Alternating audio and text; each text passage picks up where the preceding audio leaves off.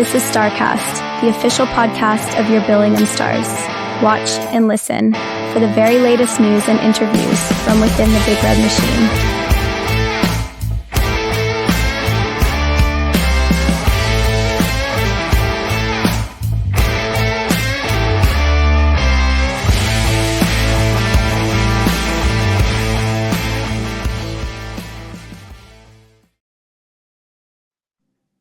Hello and welcome back to episode 2 of STARCAST, your Billingham Stars podcast. I'm Craig Simpson, as you can see, joined again by Carol Hunter and Jono Langstaff. Evening, guys. How's things? Evening. Yep, everything's all right. Evening. All good here. A month or so since the last episode, we've got some more recruitment issues to talk about, a couple of departures perhaps to talk about, fixtures, friendlies, and more news to come as well. So plenty to get stuck into the next half hour or so. Before we start, though, I think we'll get this one out of the way early doors. I know they're sitting in the waiting room, as it were. We've got a player to announce. Do you want to do the honours, Carol? And I'll bring our player in. Oh, thank you. I'm honoured.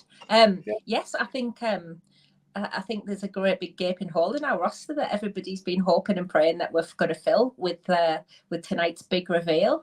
And coming up in one of these corners right now will be number 32, Michael Elder. As if by magic. Hi, Michael. Good evening. How are you all? Very good. Glad to have you on board in both senses of the word. Obviously, last year ended with the success of the playoffs, the league trophy, the playoff final will kind of in general, but a fantastic season in most parts for Billingham, and that silverware was great reward for the team. Yeah, absolutely. Yeah, it was a fantastic season on all fronts. To be in the running for all of the silverware up for grabs was the goal going into the season, and yeah, unfortunately we didn't get over the line in some of those games, but we managed to get the league, and that just kind of fuels the motivation going into this year. So yeah, I think we're under no illusion about what we set ourselves, what the task is ahead of us. It's not going to be easy, but yeah, I'm sure the lads we start training tomorrow night, so we'll get back underway. And yeah, we'll try and put together another season, hopefully for the memory books. And we talked about it at the time. It's kind of the progression from coming back from COVID by blooding all the young players and getting the benefit of that over the last couple of years. And it's kind of just been the progression each year on year. Like you say now, it's kind of a tough act to follow, that league championship, cup final, playoff final. But you say the guys, and we'll talk about the recruitment later as well, they're pretty much, with one or two exceptions, the team's back to defend the title, and that's what we're going to do.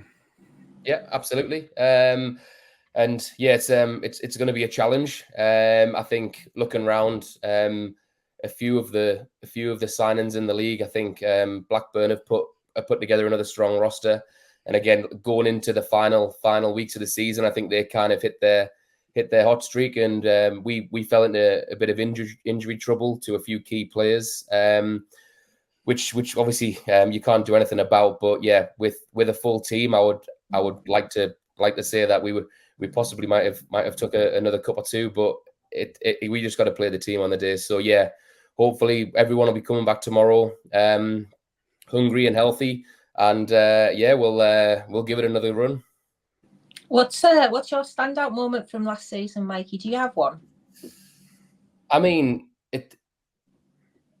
probably the standout moment was to go away to Hull in the situation that we were in and to clinch it on the road after having a few chances where we hadn't done it. Obviously, I think I'd mentioned in a previous interview that we'd love to have done that in front of our own fans in the building, and we had 2 opportunities to do that, and we couldn't get it over the line. Obviously, I think the last one was D-side, and obviously the pressure was piling on us.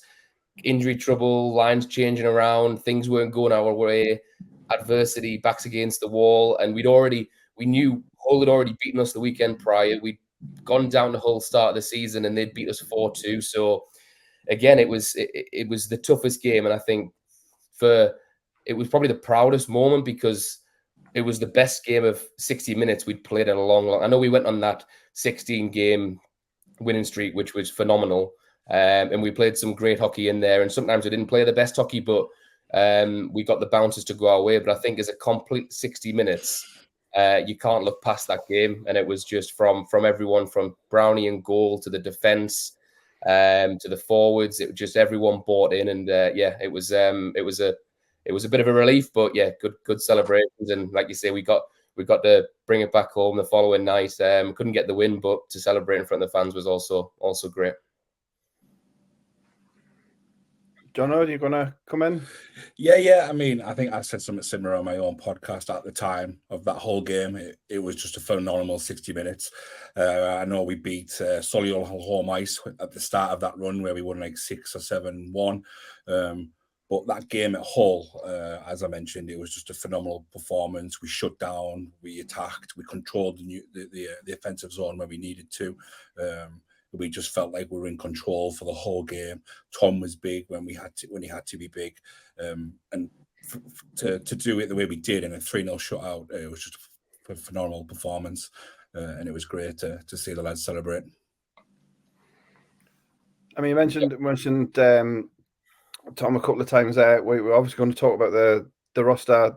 As I said at the top, a lot of the team re-signed, but there are a couple of notable exits this season. Obviously, Tom's getting his chance in the national division at Romford, and Paddy heading back to home, our Scottish Latvian Bilog player. Just a word about those two guys, as obviously they take the leave of the Billingham Stars as league champions. Yeah, I mean, first off, start with Tom. He's probably one of the most passionate players I've ever played with, and he's deserved this shot. I think it's probably what he needed at this stage in his career. Look, he's under no illusion it's going to be tough, and he's going to go down there and he's going to give it his all. But with Tommy leaving, it just provides another opportunity for someone to step in and fill those shoes. So we've got Mark and Jacob back. Obviously, Jacob had a huge season last season with the Buccaneers, and again, that was the right move for him at the time to go and get ice time there and play. And look, he put on an absolute clinic last year in that league, and I think he was. This again it just provides another opportunity, but so I'll be keeping an eye on Tommy, seeing how he gets on, and I'm sure it will be nothing but success. And Paddy, Paddy's had a good few years for us. He's a character in the dressing room. He gets on with everyone. He has been like you say, he's a unique person. Let's just put it that way. But look, he provides something on the ice that not many teams in this league have. He provides an aggression, a bit of fear factor. So again, you've got to keep your head on a swivel when he's around. So it will be a miss. Our defensive core will look a bit different this year. Probably play a different style of game. But again, we'll leave that up to Fozzie and the coaching staff to kind of mold them the way they're going to mold them. But again, nothing but best wishes for Paddy. And yeah, it looks like he's going to be playing in Edinburgh. So I'm sure back playing with his brother as well is going to be special for him. I know he's close to his brother. So yeah, I'm pretty sure that he's going to have another enjoyable season. Indeed, and we'll talk about that as the pod goes on as well. We appreciate you joining us, Michael, on short notice, as it were. Best of luck getting back into training tomorrow. We'll check in on that in due course and see the guys in action very soon. But appreciate your time tonight. Welcome back to the Billingham Stars, and we'll see what we can do come September. No problem, guys. Thank you for having me, and I'll speak to you all soon. Cheers, Thanks, Michael. Mikey. Cheers, mate. So the captain is back. We'll talk about. Obviously, we'll finish the conversation that we started there with Mikey. That the two departures are the main notable changes in the roster so far. Jono, your own thoughts on Paddy and Tommy taking a leave?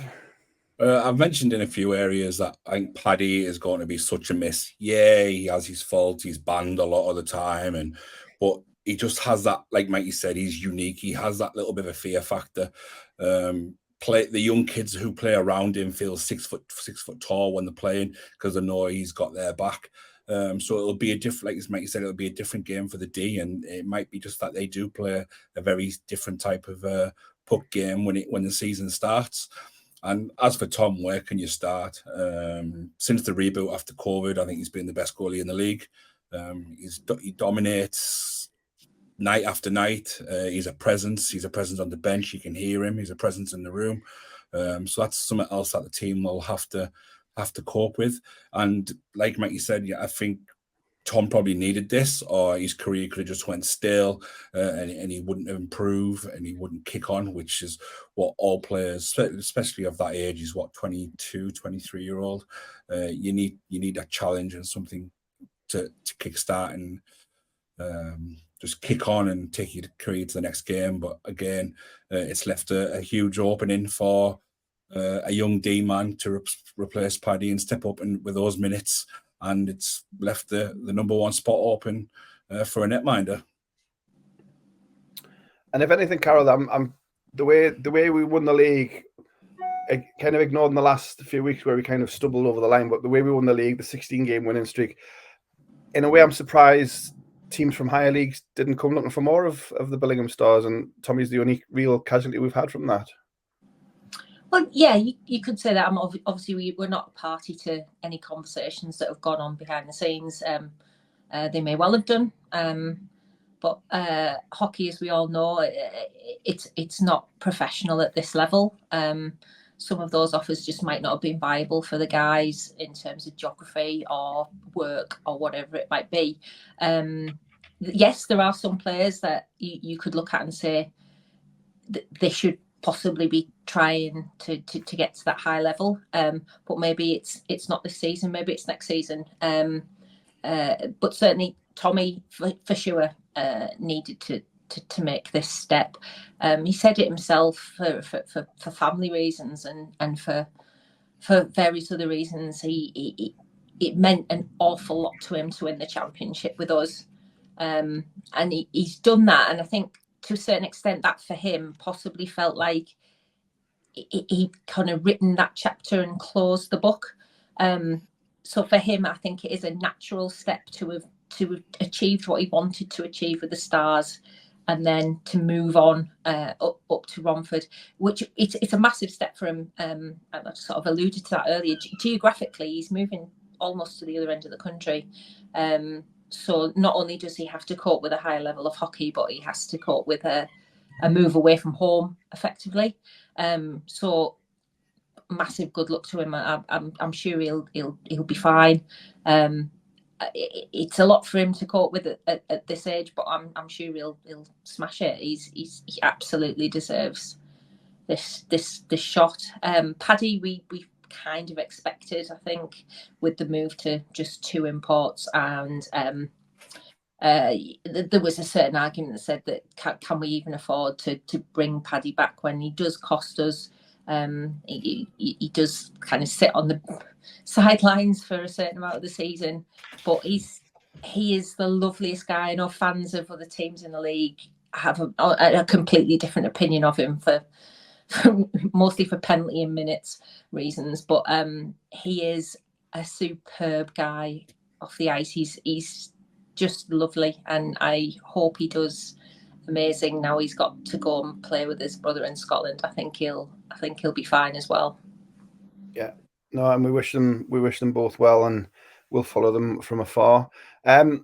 Roster news, otherwise, obviously, again, we alluded to it.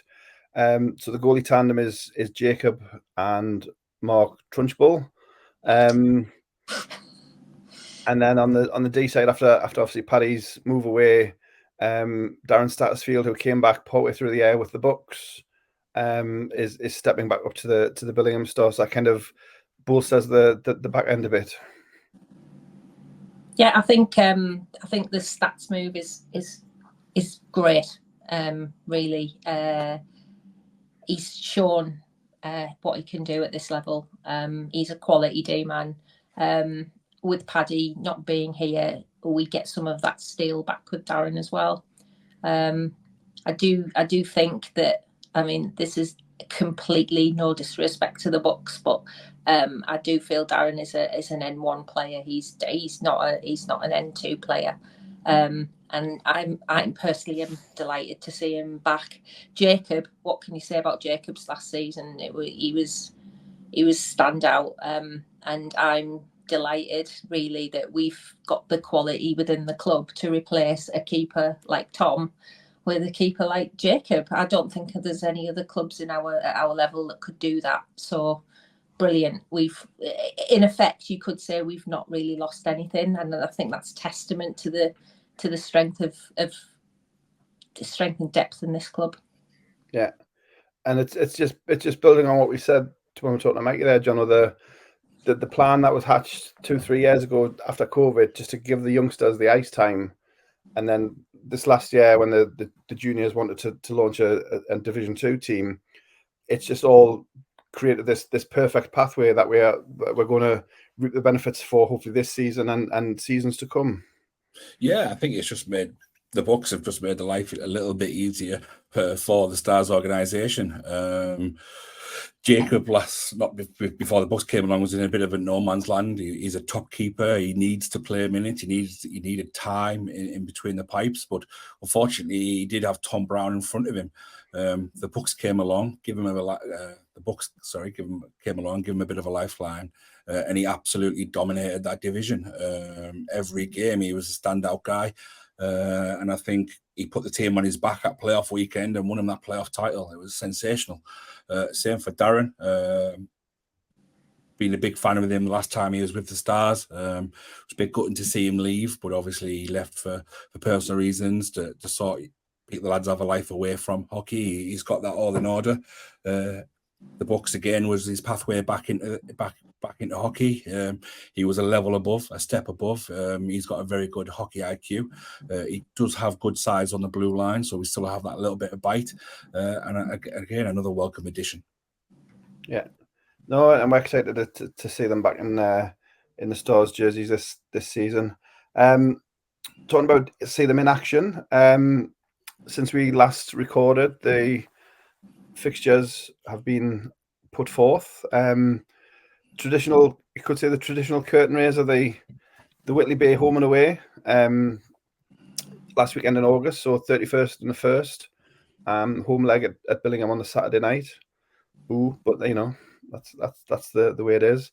But the addition this year of the Christmas Classic, again at home and away with the Warriors, the weekend after Christmas, which is a bit of a change for this division, because we normally shut down over Christmas, Jono. Yeah, pre-seasons, exhibition games, whatever you want to call them. It's how we started last year.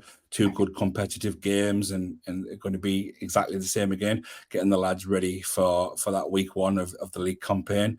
There's no point playing aside the division below or whatever it is and whipping them 10-1 or whatever it is, because you're going to get nothing from that. You might as well get a team who's going to be just as competitive as you are this year, and they're going to push you all the way to get you ready for game 1. And as for game, yeah, we've got something to look forward to this Christmas. Normally we're looking around for the calendar to see what other games we can attend to in other leagues, and this time we've got our own local derby to look for, and the Christmas break won't be as long this year. Yeah, and the fixtures, as I say, still a few tweaks possibly going on in the background, Carol. But the fixtures, at least you can do some planning of your life for the next kind of 8 months and what have you. And obviously the new team this year in Leeds, so the Leeds fixtures are ones to look out for, and a trip for somebody to go back home to Yorkshire. Yes. Yeah, there's still a few tweakettes being made in the background with the fixtures. I think a tiny few mistakes were made on the first draft, and I believe one team in particular wasn't particularly happy. So we've had to go back, not to the drawing board, but certainly just a little bit of minor tinkering behind the scenes. Hopefully that will be resolved fairly quickly. But we all wait for the fixtures, don't we? We all look to be filling in our calendars and know what we're going to be doing until April. So Tyne Tees Winter Classic, that's a really good addition. It gives you some hockey over the festive break. Neither team has to travel very far. Dare I say it, there may be a few alcoholic beverages flowing for the fans. So everyone's a winner. You get a bit of derby hockey.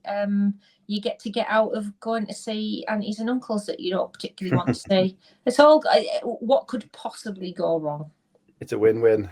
It is. And alongside the fixtures, obviously from the club side of things, we've made a push on season tickets. Obviously, released ticket prices on the door, and things like shirt sponsorship going as well. And the shirts will still haven't got the actual shirts to look at, but that's imminent.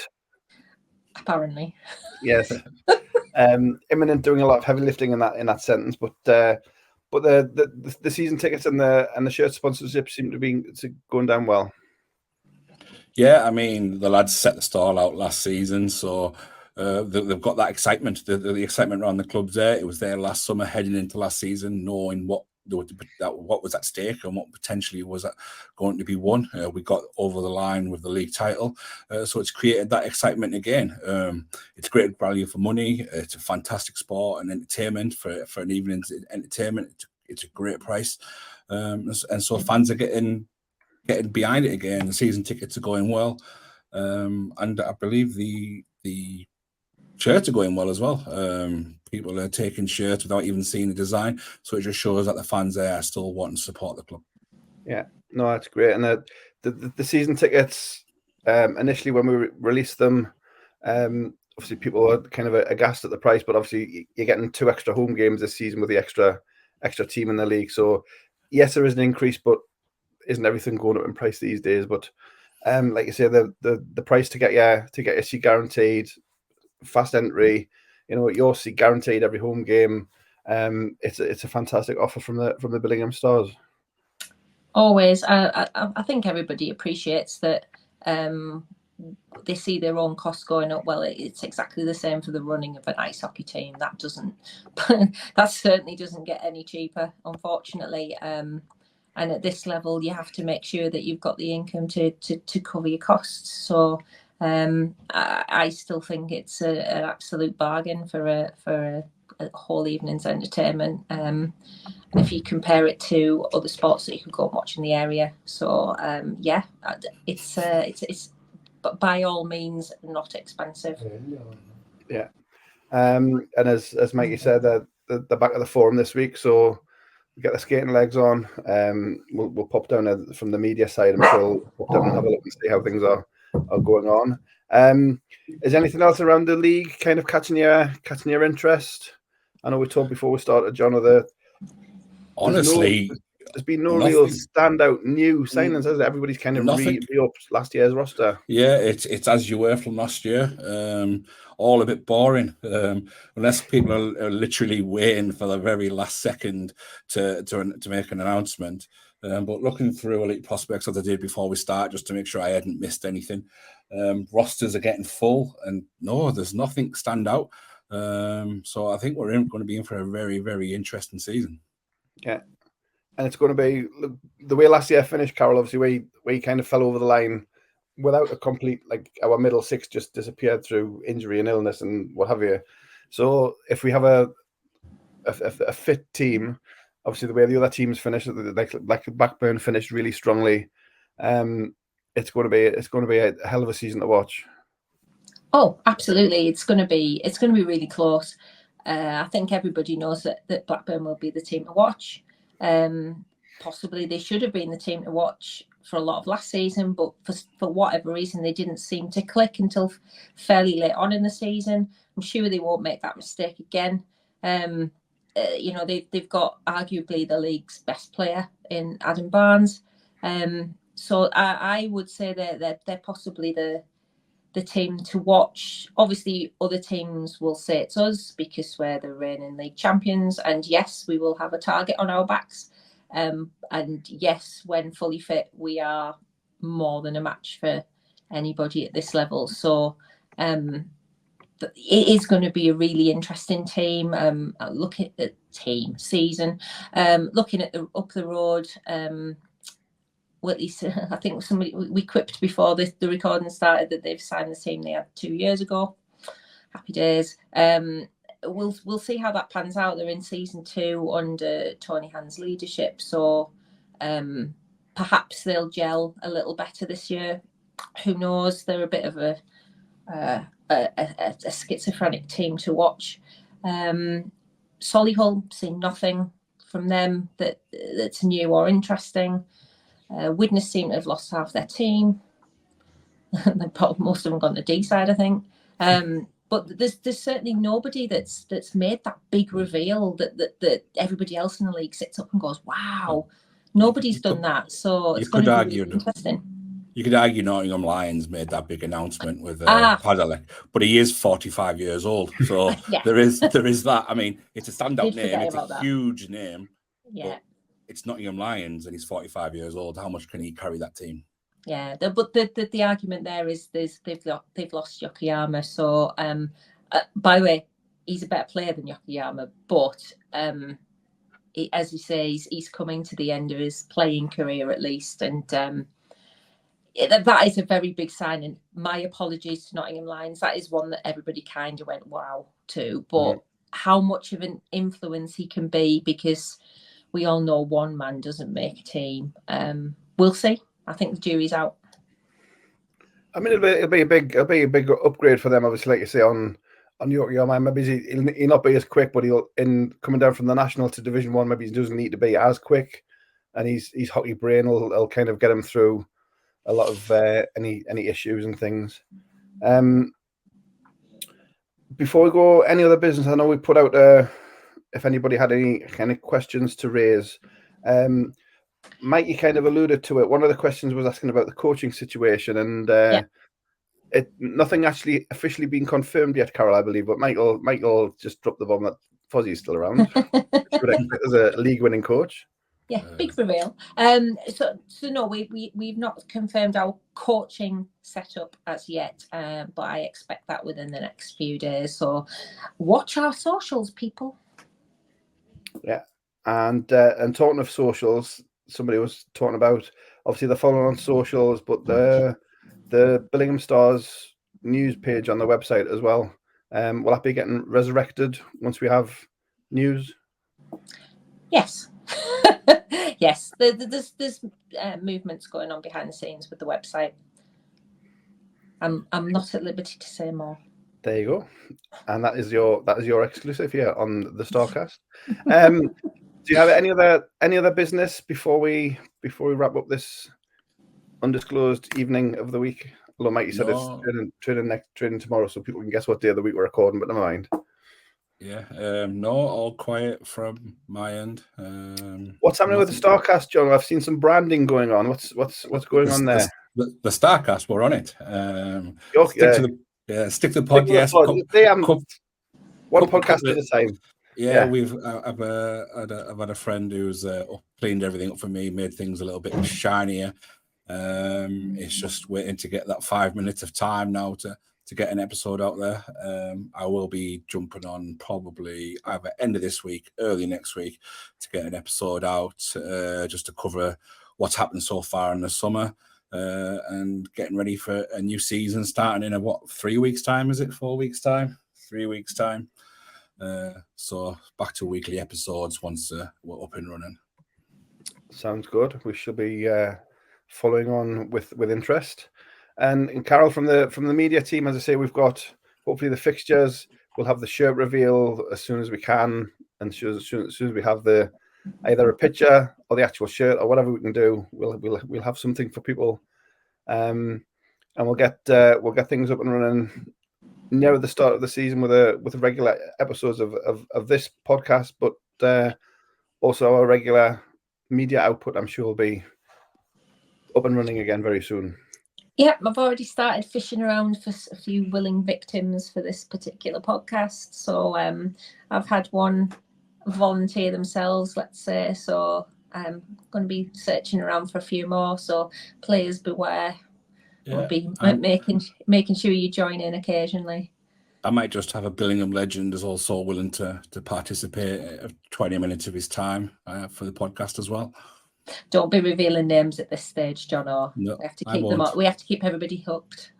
Absolutely.